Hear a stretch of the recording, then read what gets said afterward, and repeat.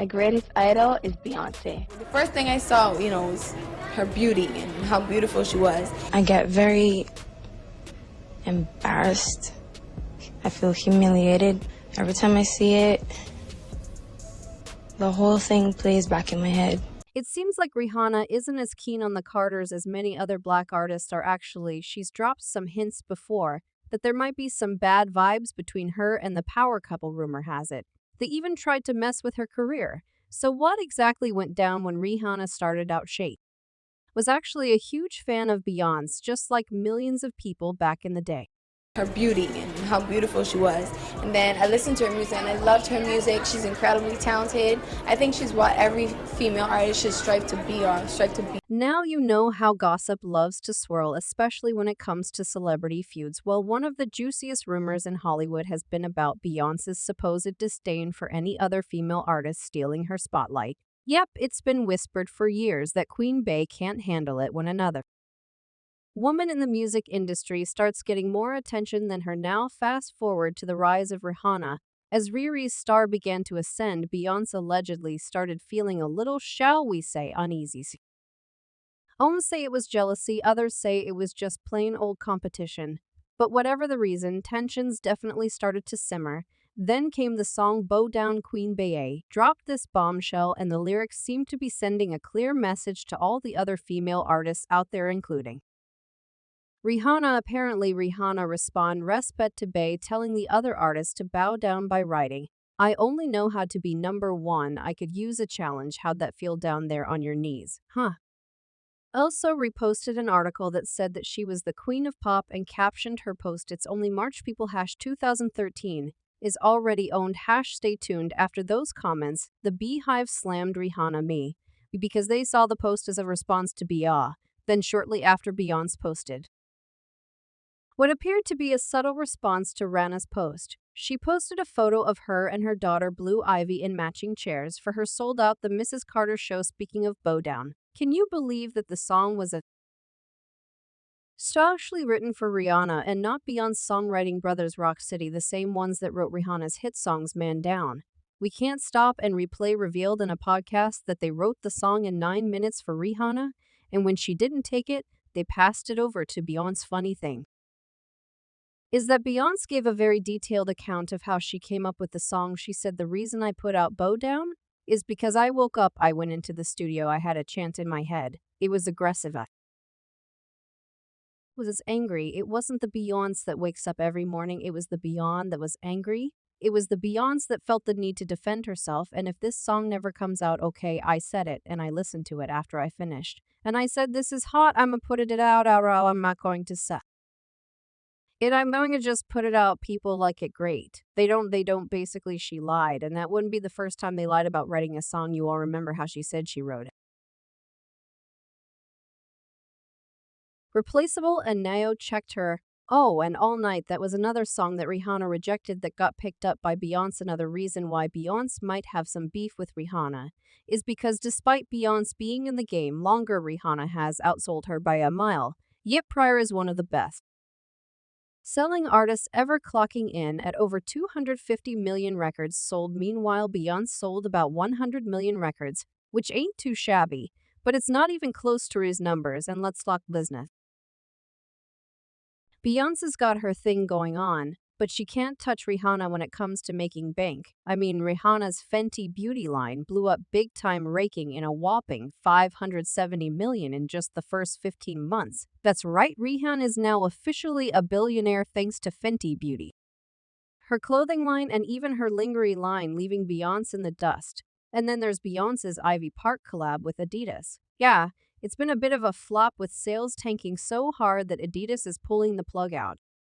Seems like Riri's winning the business game by a long shot, apparently, even when it comes to popularity. As much as Beyonce has more followers on social media, according to Google search, Rihanna is ultimately the more searched, more popular, and more widely known pop star, the two within the United States and South Africa. Beyonce is more known, but Rihanna is more known everywhere else in the world. Is it possible that Beyonce also can't stand Rihanna because even Riri's relationship is better being that hers is less toxic, but even before that, it's always been said that Bea had a problem way back when her own husband Jay-Z became fond of Rihanna in 2005 when Rihanna came son of Jay-Z, who had just become the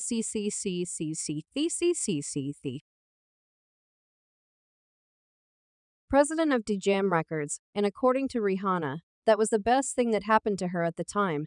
Working with Jay and having a collaboration with him is just one of those things that everyone dreams to do in Air musical career, and here I am at 19 years old with the #1 single and featuring Jay-Z. It's just I can't fathom it. Sometimes it's overwhelming, sometimes then. Trouble began when Jay-Z allegedly started hitting on Rhea and had an affair with her. Well, Rihanna's publicist also said that they came up with a rumor to push Rihanna's career by saying in an email, "The PR stunt that I did was out of desperation to help break Ponder Repel. It was reckless and I didn't think it was going to work. I was just throwing spaghetti at the wall to see what would stick." The publicist also said that they didn't think it would be that big of a story, but seeing Beyonce suffer and knowing that people were profiting from speculations and opinions about her really turned his stomach. Really, I know that.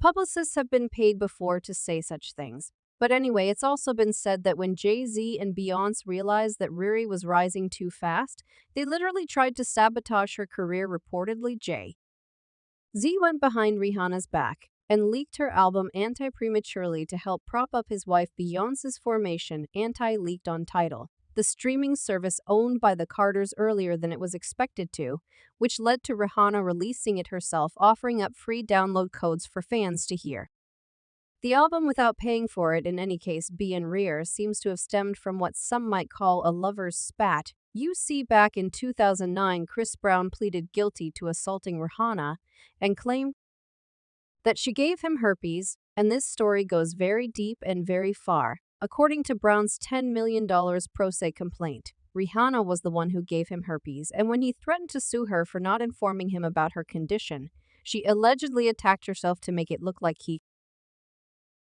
was the one who assaulted her. He claimed that the Umbrella singer then turned around and blamed him for it all as a form of punishment, but that's not all. The lawsuit claimed that Rihanna even threatened to take matters to a new extreme if Brown sued her. The plaintiff stated that he was scared but could no longer take it anymore. He woke up one morning with 3 blisters on his whiner, making him concerned about his health and the risk of infecting others. The man claimed that he was planning to propose to Rihanna and even wrote the song Don't Wake Me Up for her, but then their relationship was ruined. He accused the Barbadian singer of sabotaging his relationships with other women by giving him a case of herpes from Barb, which is most likely lethal. Brown's lawsuit also stated that Rihanna's lies and bias cost him millions of dollars in endorsements and job opportunities. Rihanna also allegedly gave herpes to another man, according to a model that once worked with her.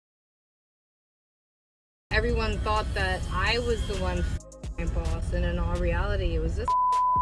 And so it just literally got to the point where it came out that she got him sick. But if Rihanna did give Chris Brown herpes, who gave it to her? Well, according to W, it was none other than Jay-Z. Jay-Z allegedly cheated on Beyonce with so many women that there's a good chance he ended up getting herpes and giving it to Rihanna. Chris Brown's allegations that Rihanna gave him herpes would also line up with around the time that Rihanna and Jay-Z were allegedly romantically involved. Rihanna was just a 15-year-old singer trying to make it big in the music industry before she became a fierce businesswoman worth a whopping $600 million, according to Forbes. She was discovered by none other than record producer Evan Rogers while vacationing in Barbados, and boy was he blown away by her supermodel neck, green eyes, capri pants, and matching sneakers. If that girl can sing, then holy, he exclaimed. Fast forward to December 2004, and Riri's first single, Ponder a Replay, was recorded and sent off to various record labels, including DJM, and guess whose hands it landed on? None other than the president of DJM himself, Jay-Z. There are allegations that Jay-Z may have wanted Rihanna during her early years in the music industry. Some sources claim that he was known for his playboy ways and for getting involved with younger women, and Rihanna was no exception. He allegedly took her under his wing and helped shape her career. But some speculate that he may have had other motives. Jay-Z was so determined to sign the budding starlet that he reportedly aggressively said there's only two ways out. Out the door, if she signed the contract, or through this window. If she didn't, clearly Rihanna had to close the door and signed with DJM that same night, starting her journey as one of the most iconic pop stars of our time. Under Jay-Z's guidance, Rihanna went on to create hit after hit, including chart toppers like Umbrella, Run This Town, and Talk That Talk. The two even collaborated on a few of her biggest tracks, cementing their mentor-mentee relationship. But Rihanna didn't stop at just music. She followed in Jay-Z's footsteps by transitioning into the business world, launching successful ventures like Fenty Beauty, Fenty Skin, Savage X Fenty, and various fragrance and fashion lines. In a 2019 interview, Rihanna shared that her career is her purpose and that it should never feel like anything other than a happy place. We all know that the pair have had a long and close relationship over the years.